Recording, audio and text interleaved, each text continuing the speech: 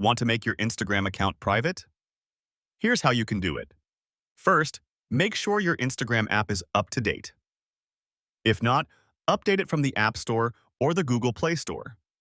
Now, open the app on your phone. Now, tap your profile icon in the bottom right corner. Next, tap the three lines in the top right corner to open the Settings and Activity section. Scroll down to the section called Who Can See Your Content. Here, you'll find the Account Privacy option. Tap on it. Now, turn on the toggle next to Private Account, then tap Switch to Private on the pop-up screen to confirm. Once it's on, only your followers will be able to see your posts, stories, and reels. Anyone who wants to follow you will have to send a request first. And that's it.